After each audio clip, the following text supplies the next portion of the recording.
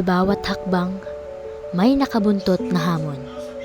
Sa bawat pangarap, may kalakip na sakripisyo. Ito ang buhay ng isang working student.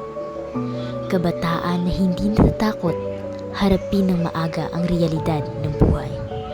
Kabataan na patuloy na pinapantay ang kanilang kinabukasan, anuman ang kanilang maging hamon sa buhay.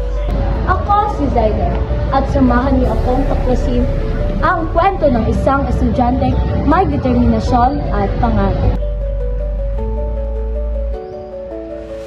Ay hapon te, ay hapon sad. Unsa imong pangalan? I am Michelle A. Palos and I am 17 years old. I am grade 12 STEM student and currently studying at Carmen National Senior High School.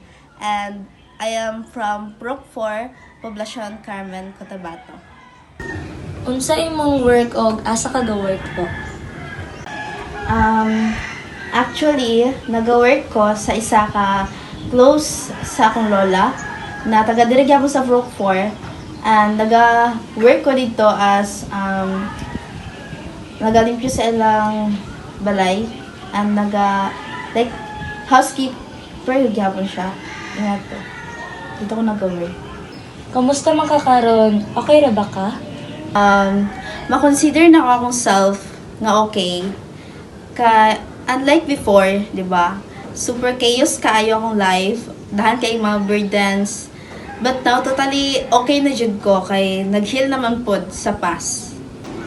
Paunsa nimo na-handle ang stress o pressure as a working student? Well, nahandle na ko siya through prayers. Kay sa mga oras mang God nga bugat na gyud kaayo, like feeling ko wala na yung right wages sa akong life. Nag-pray jud ko na unta mahuman na siya and isa po sa akong kuan kay trusting myself jud. Like biskan unsa pa kadako or kagamay ang mga problems, na jud ko trust akong self nga makaya jud nako siya. Nabay time na dili na nimo kaya, unsa imong gibuhat?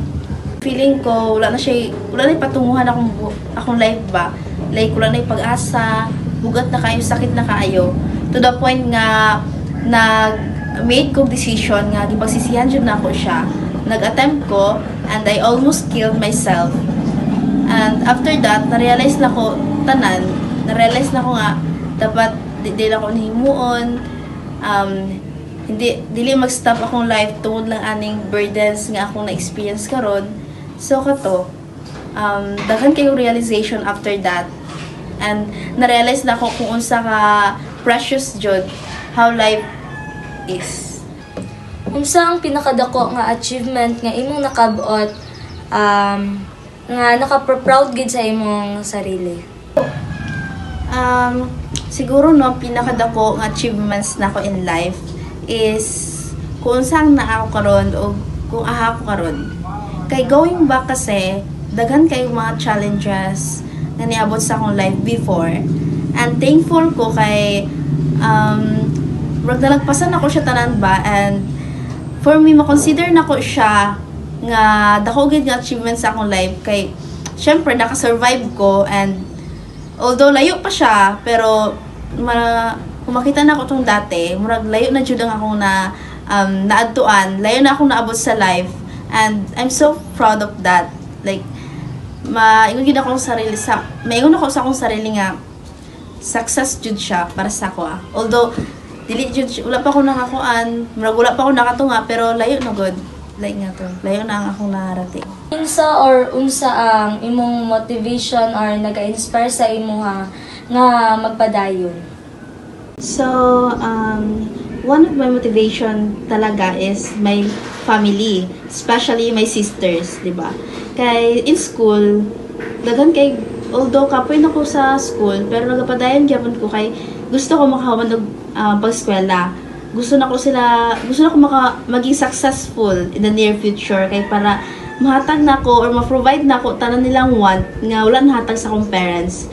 Murag tanan nga pagkukulang sa akong parents, murag ako gud ang maghatag. Gusto na ko ipa-experience sa akong mga manghod kung saang life nga like comfortable ba. Unsa imong message sa mga working students? Well, ang ako maingon lang sa mga working students karon nga naka-experience pod para sa ako ang ako maingon lang is hindi ka nag-iisa sa buhay. Keep going no matter what happened, and kaya nimo na padayon lang sa pag-strive sa imong goal, and trust God, trust yourself. Tinuod jud di ay nga kung may trust ka sa sarili mo kag sa Ginoo kay malabasan mo gid ang tanan. Thank you, Michelle, for sharing your experience and inspiring Ang us. kwento ni Michelle ang patunay na may pagkakataon mang napakahirap ng buhay, na may pagkakataon mang gusto na nating sumuko. May Diyos at may mga taong nakapaligid at nagmamahal sa atin. Mga taong nagbibigay inspirasyon at nagiging dahilan upang magpatuloy.